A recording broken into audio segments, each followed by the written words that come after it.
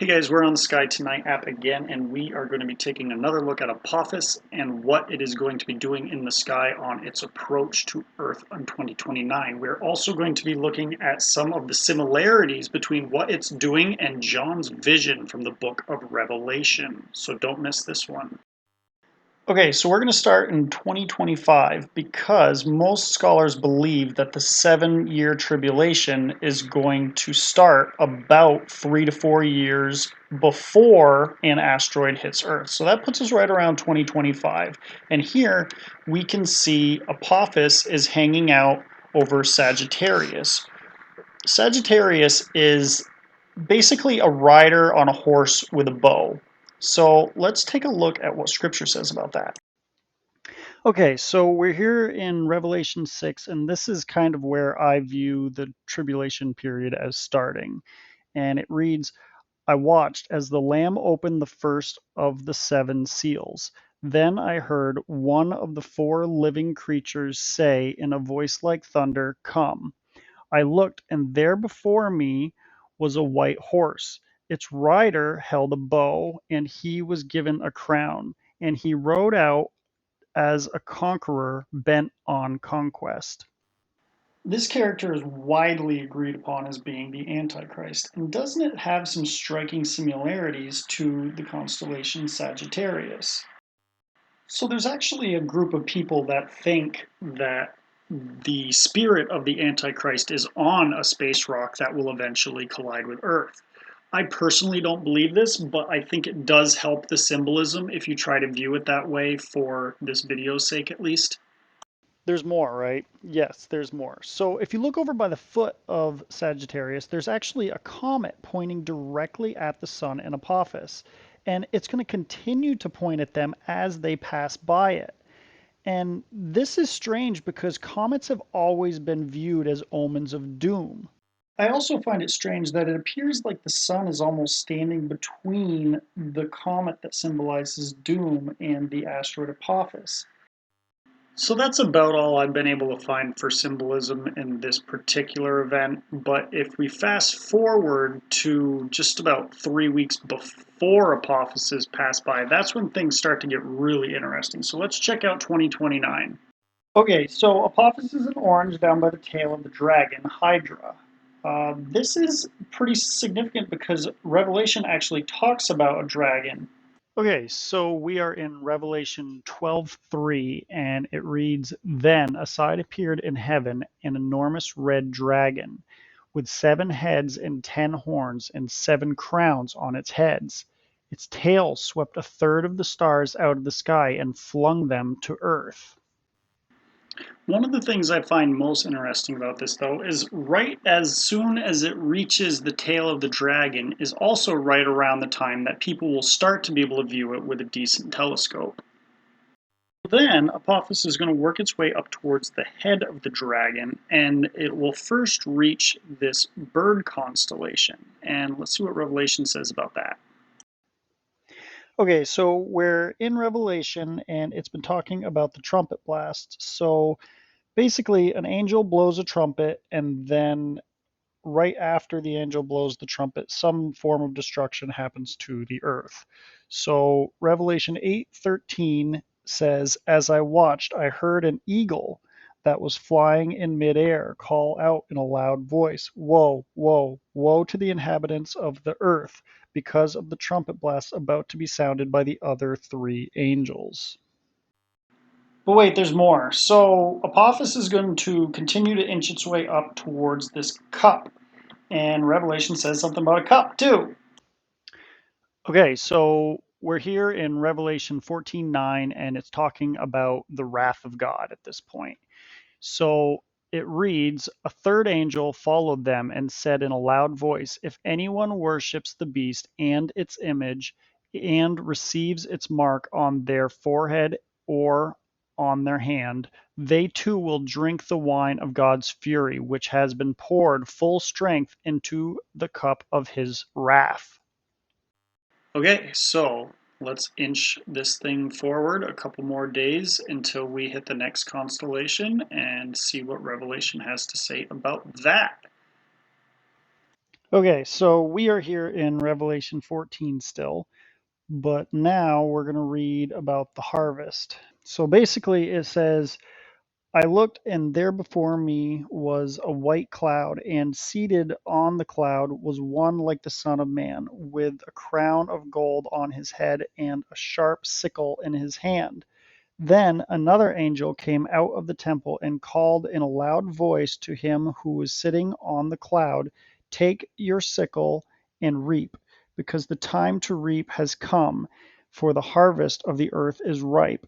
So he who was seated on the cloud swung his sickle over the earth, and the earth was harvested. A lot of people view this as the rapture, when God calls out to his people to come up to meet him in the sky.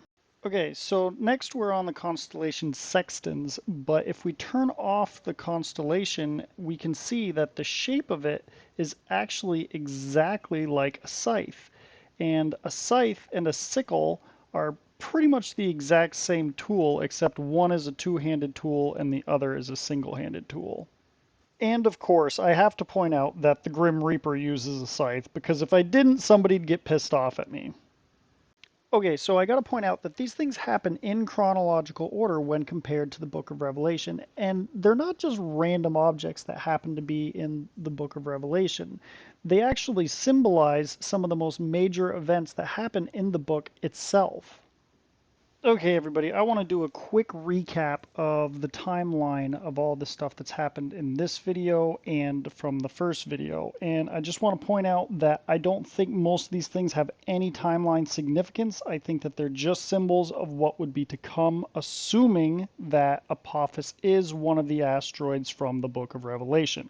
Okay, so early 2025 is about the time we would expect the tribulation to begin.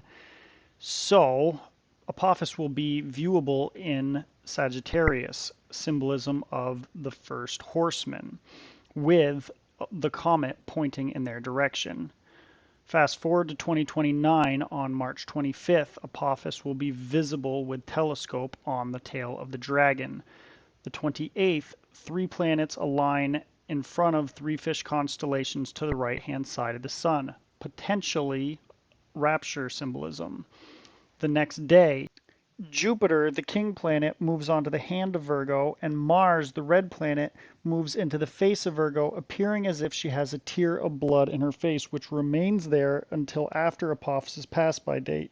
They do this while in almost a perfectly synchronized retrograde loop. So on April 1st, Apophis will be visible on the Bird constellation. The 5th, it will hit the Cup constellation. On the 10th, it will reach the Scythe constellation. And on the 13th, it should be at the head of the dragon. Go figure, right?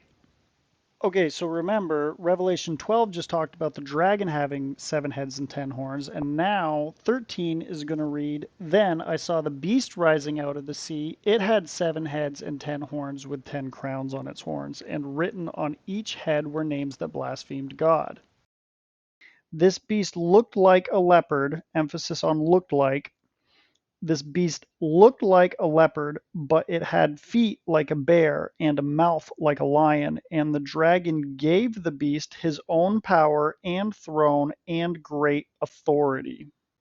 So the popular opinion is that the dragon is Satan and the beast is the Antichrist. But since the dragon gives his power to the beast, they're kind of viewed as one and the same. So if we view them as one and the same, and we look at Apophis as if it's the beast, and we draw 10 horns on top of the head of Apophis when it's at the head of the dragon, the horns will actually reach up and touch the mouth of a lion, the claws of a bear, and the body of a cat. In this case, it's a lynx, but in Revelation it was a leopard. So if that's bothering you, you can look over just to the right of it, and there's actually a giraffe. So the Greek word for giraffe is actually camelopardalis. I hope I'm pronouncing that right. But translated, it is camel leopard, because they're spotted like a leopard, but they have long necks, like a camel. So there's also ways that you can draw the horns so that it reaches up and touches 6 different constellations, giving it 7 heads and 10 horns. I already know what you're saying. Tyler, those are wicked long horns.